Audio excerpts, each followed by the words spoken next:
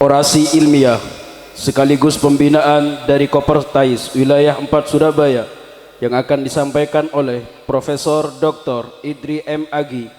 Beliau Kaprodi Ilmu Al-Quran dan Tafsir Program Dr. UIN Sunan Ampel Surabaya dan tim pengembang Kopertais Wilayah 4 Surabaya bidang penilai karya ilmiah. Kepada beliau waktu dan tempat kami haturkan. Bismillahirrahmanirrahim. Assalamualaikum warahmatullahi wabarakatuh. Alhamdulillah hamdan syakirin, hamdan katsiran tayyiban mubarakan, hamdan yuafi ni'amahu wa yukafi mazidah. Allahumma salli wa sallim ala asyrafil mursalin Sayyidina Muhammadin wa ala alihi wa ashabihi ajma'in. Al-Mukarramun, para alim ulama, pengasuh pondok pesantren Miftahul Ulum, Panyepen, Palengaan, Pamekasan, Madura. Mohon maaf saya tidak bisa menyebut satu persatu karena baru hari ini nyampe ke sini. Yang terhormat Ketua Yayasan Al-Miftah Pondok Pesantren Miftahul Ulum Pamekasan, yang terhormat segenap pimpinan, ketua dan para wakil ketua Sekolah Tinggi Agama Islam Miftahul Ulum Pamekasan, para anggota Senat, para sivitas akademika STAI Miftahul Ulum, para pimpinan kecamatan dan kabupaten Pamekasan yang hadir pada kesempatan kali ini, para wisudawan, tidak ada wisudawatinya ya. Di sini katanya laki di tempat lain yang Pondok Putri, dan para orang tua wisudawan serta para hadirin hadirat yang berbahagia. Alhamdulillah saya bisa menghadiri acara wisuda kali ini yang penuh hikmat, mewakili koordinator Kopertais 4 wilayah Jawa Timur, Bali dan Nusa Tenggara Barat, sekaligus Rektor UIN Sunan Ampel Surabaya. Saya mengucapkan selamat kepada para wisudawan yang telah diwisuda pada hari ini dengan wisuda yang ke-13. Semoga ilmu yang diperoleh dari lembaga pendidikan ini bermanfaat di dunia sampai akhirat. Amin. Yang kedua, saya menyampaikan permintaan maaf dari Bapak Koordinator Kopertais 4 karena tidak bisa menghadiri undangan dan mewakilkan kepada saya. Selanjutnya, tadi disebutkan bahwa Sekolah Tinggi Agama Islam Miftahul Ulum sudah mengajukan alih status untuk menjadi institut. Kalau dilihat dari usia lembaga ini yang hampir 2 abad, mestinya bukan sekarang, tapi sudah dari awal sudah menjadi institut. Tapi alhamdulillah saya sudah berbicara dengan Pak Kiai Imam Mawardi sebagai wakil koordinator, dan beliau menyampaikan akan mensupport 100% alih status dari sekolah tinggi menjadi Institut Agama Islam Miftahul Ulum. Insya Allah dalam waktu dekat. Yang penting itu kata dawuh Kiai tadi, doa dan usaha. Usahanya insya Allah sudah, dan saya dengar juga tadi sudah diusahakan mengirim berkas lagi dan sebagainya. Bapak Ibu, para hadirin, wabil khusus para pengasuh dan para pimpinan sekolah tinggi Agama Islam Miftahul Ulum, saya maunya di awal itu berbicara tentang pendidikan karakter di era revolusi industri 4.0. Bayangan saya, karena saya hidup di kota besar di mana etika itu sudah mulai luntur, di mana agama sudah mulai tidak begitu terfikirkan, apalagi diamalkan. Tetapi setelah saya melihat wisuda tadi, setelah saya mendengarkan sambutan dari ketua STAI Miftahul Ulum dan dari pengasuh, kok rasa-rasanya yang akan saya sampaikan ini nggak cocok, karena disinilah sesungguhnya pusat akhlak, di pesantrenlah sesungguhnya pusat pembinaan karakter. Maka kemudian saya akan berbicara sedikit saja, biar mohon maaf meskipun ini di desa, tapi saya kira yang namanya teknologi global itu akan masuk kemana saja. Internet itu tidak hanya di kota, ke pelosok-pelosok kampung, maaf juga ke daerah-daerah pegunungan, bukit-bukit, nyampe ke sana. Artinya apa? Peristiwa-peristiwa yang terjadi saat ini, yang dikenal dengan revolusi industri 4.0, itu lambat laun akan juga masuk ke berbagai kehidupan di berbagai tempat. Dan itu sangat sulit untuk ditolak. Tidak ada orang, lembaga, kekuatan, kekuasaan apapun di dunia ini, termasuk negara, yang bisa menolak masuknya informasi digital. Maka kita sebagai umat Islam, tadi mohon maaf, kita punya tugas untuk berdakwah, kata Pak Yai tadi. Maka tugas kita sebagai umat Islam adalah bagaimana menyikapi perkembangan revolusi industri dan informasi ke depan. Jangan sampai agama kita kemudian terkikis habis hilang karena pengaruh yang terjadi oleh kemajuan zaman.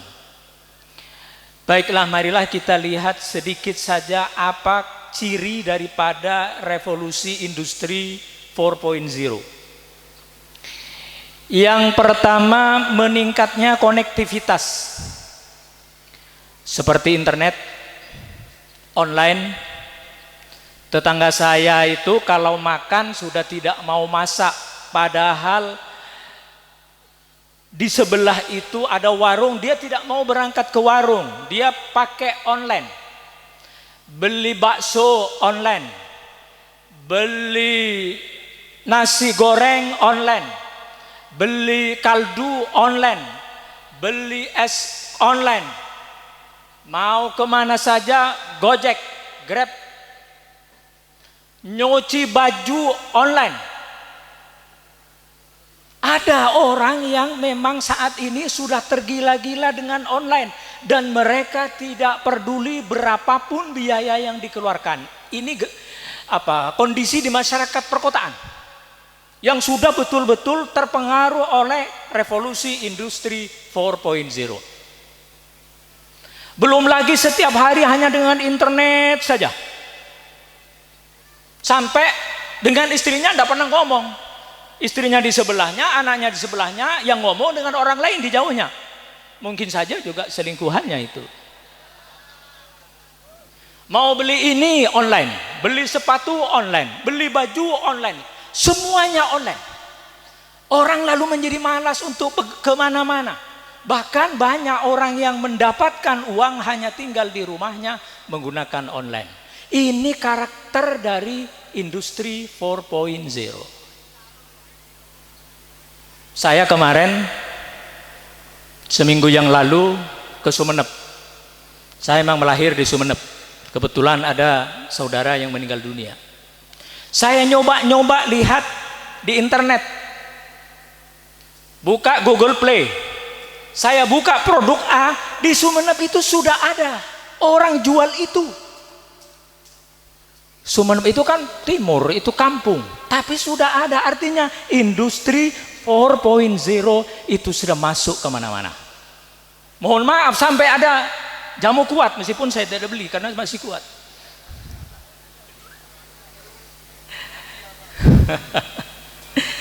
Yang kedua cirinya ya, interaksi perkembangan sistem digital.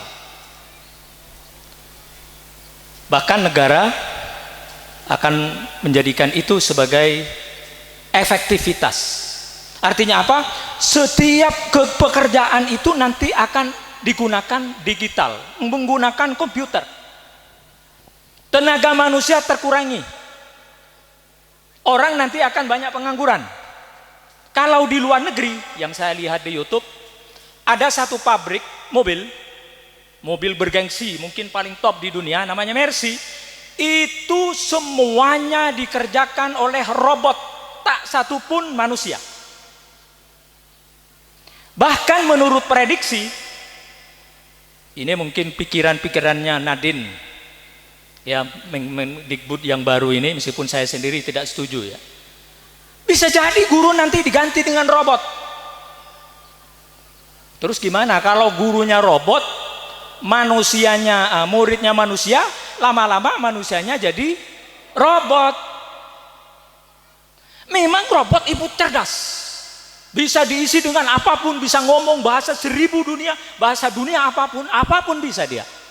Tetapi robot tidak punya perasaan, robot tidak bisa mengajarkan akhlak, robot tidak bisa berdoa, doanya tidak diterima oleh Allah karena bukan manusia.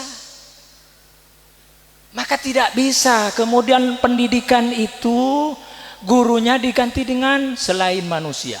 Yang bisa memanusiakan manusia hanya manusia. Robot itu hanya bikinan manusia. Maka kita sebagai orang Islam, nanti kalau ada orang barat mau jualan robot, guru jangan diterima. Bilang saja, guru kami alumni Miftahul Ulum masih banyak yang belum kerja. Nggak usah beli robot, ambil aja alumni Miftahul Ulum yang sekarang 144, belum lagi yang akan datang. Nggak usah beli robot. Makanya kalau kita ditakut-takuti oleh para ilmuwan di luar negeri bahwa ini nanti akan begini-begini, itu semua tergantung kepada kita. Kalau kita ikut mereka, kita beli produk mereka, kita terjajah. Tapi kalau kita tidak ikut mereka, tidak beli produk mereka, kita bertahan seperti persartan ini yang bertahan sudah hampir 2 abad, maka insya Allah apapun keinginan mereka untuk merobotkan manusia, untuk menjadikan manusia takluk kepada teknologi, insya Allah tidak akan terjadi. Insya Allah, khususnya di pedesaan ya. Kalau di kota, saya pesimis. Karena memang tidak bisa dibendung gitu. Maka dari itu,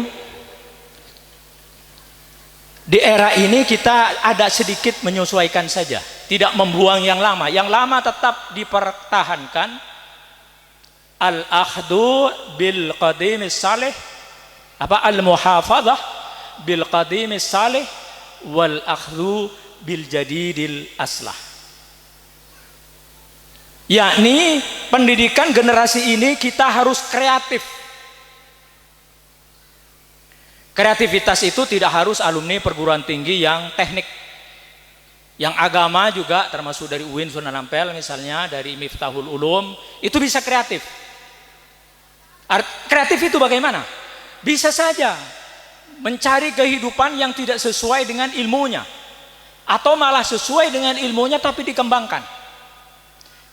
Inovatif, melakukan pengembangan, dan kompetitif, bersaing. Saya membaca hasil sebuah penelitian, benar tidak saya tidak tahu, bahwa di masyarakat modern ini, di masyarakat revolusi industri 4.0, kompetisi atau persaingan itu sangat ketat, baik sebagai individu maupun sebagai kelompok. Dan persaingan itu tidak hanya terjadi antara yang kuat dengan yang kuat, yang lemah pun mau bersaing dengan yang kuat dengan adanya teknologi itu. Jadi orang yang tidak bisa apa-apa, mohon maaf, pengangguran, tidak punya pekerjaan, hanya alumni SMP, dia bisa menjungkir balikan seorang pejabat dengan melalui tangannya saja. Dibuatlah foto begini-begini, dia expose jadi viral, jeleklah nama orang itu, hanya pekerjaan orang yang, mohon maaf, tidak punya kekuatan apa-apa. Itu zaman sekarang. Begitu mudahnya manusia itu digulingkan, dihancurkan oleh orang lain menggunakan teknologi. Padahal orang itu sangat kuat, pejabat pusat. Nah, ini zaman sekarang. Kalau dulu tidak bisa.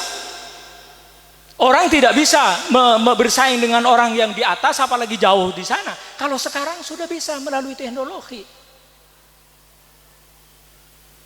Nah, ini juga yang perlu diantisipasi oleh lembaga pendidikan. Agar supaya para alumni kita itu dibekali dengan karakter yang begitu kuat, sehingga dia punya tanggung jawab, tidak mudah untuk melakukan kejahatan, fitnah, berita bohong kepada orang lain.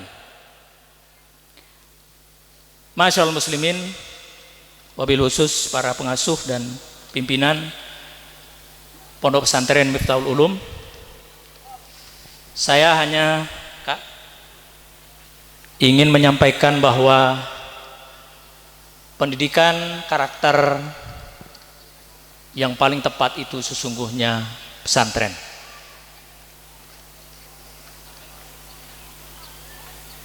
Saya akan menyampaikan pemikiran dari Kiai Haji Abdullah Syukri Zarkasi, pengasuh Pondok Pesantren Gontor Ponorogo. Saya juga alumni pesantren ya. Jadi meskipun sekarang sudah guru besar dan di rumah sana punya pesantren kampung kecil-kecilan ya. Tapi di Sidoarjo tidak punya pesantren, karena itu saya bukan kiai. Yang pertama, karakter pendidikan pesantren adalah adanya jiwa dan falsafah pendidikan. Dan itu tidak ditemukan di lembaga pendidikan non pesantren.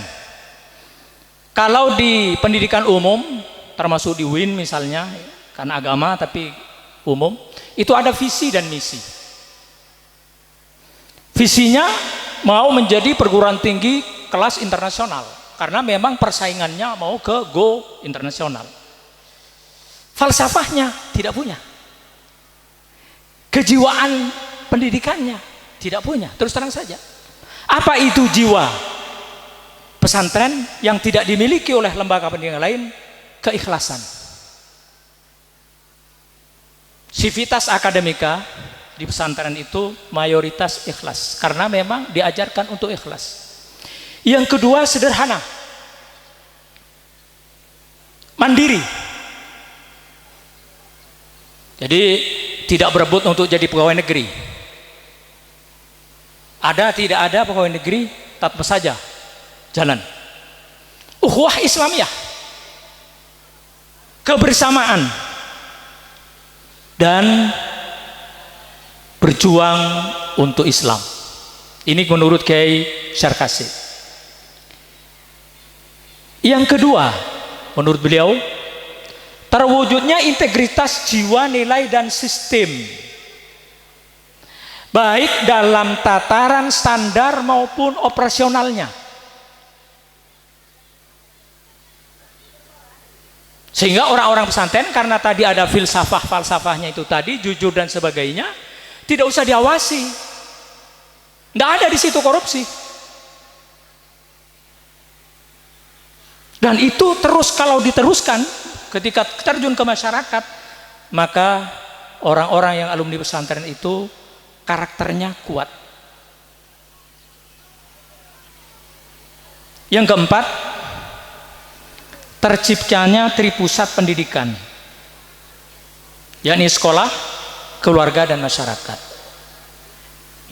Antara pesantren, keluarga dan masyarakat menyatu.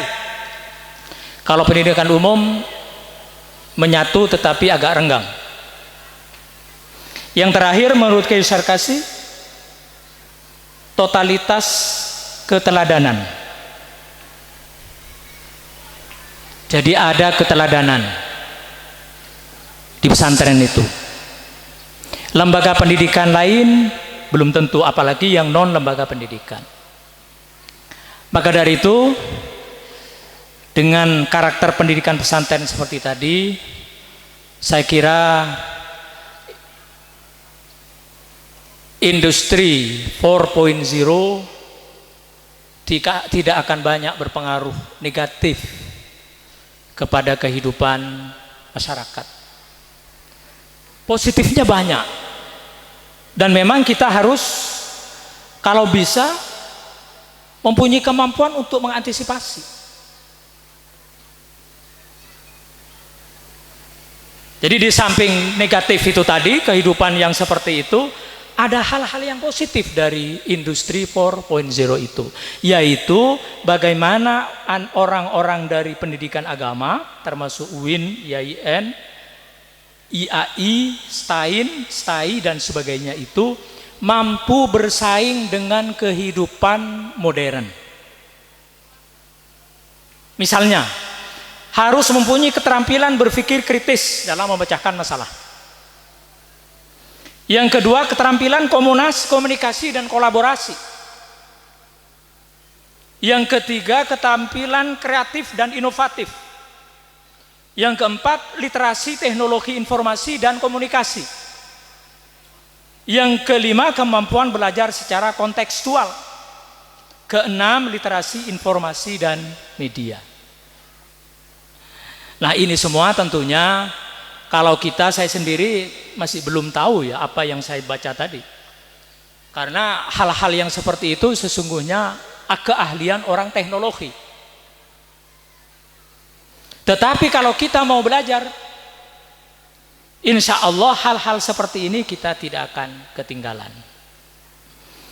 Saya kira demikian apa yang dapat saya sampaikan. Sekali lagi saya mohon maaf, terutama kepada para pengasuh Pondok Pesantren Miftahul Ulum. Saya sekedar sebagai utusan ya dari Kopertais untuk menyampaikan hal-hal yang dapat saya sampaikan. Aqulu qauli hadza wastaghfirullah li wa lakum. Wassalamualaikum warahmatullahi wabarakatuh.